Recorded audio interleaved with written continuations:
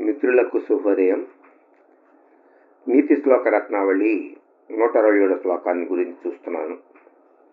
నిమిత్తముద్దిశ్య హి యః ప్రకుప్యతి ధ్రువం స తస్యాపగమే ప్రసీదతి అకారణద్వేషి మనస్తు యస్యాం కథం జనస్తం పరితోషయిష్యతి. ఎవరికైనా ఏదన్నా కోపం వస్తే దానికి కారణం ఉండాలి. ఆ కారణం తెలిస్తే ఆ కోపం తగ్గిపోతుంది. కానీ అకారణంగా కోపం వచ్చేటటువంటి వాడిని జనం ఏ విధంగా సంతోషపెట్టారో అర్థం కావట్లేదు.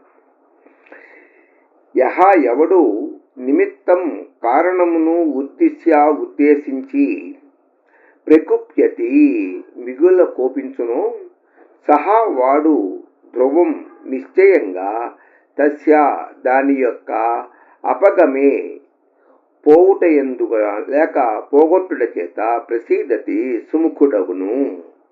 ఎవడైతే కోపాన్ని తెచ్చుకుంటాడో ఆ కోపానికి కలిగినటువంటి కారణం తెలిసిన వెంటనే కోపం తగ్గిపోతుంది బుద్ధిమంతుడికి.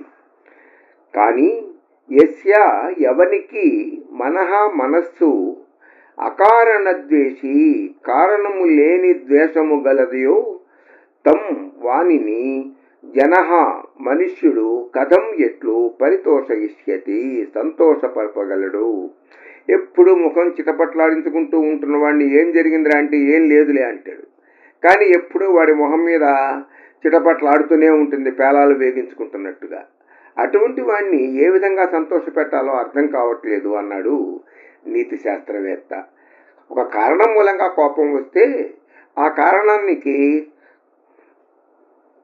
తెలుసుకుని కోపాన్ని పోగొట్టవచ్చు.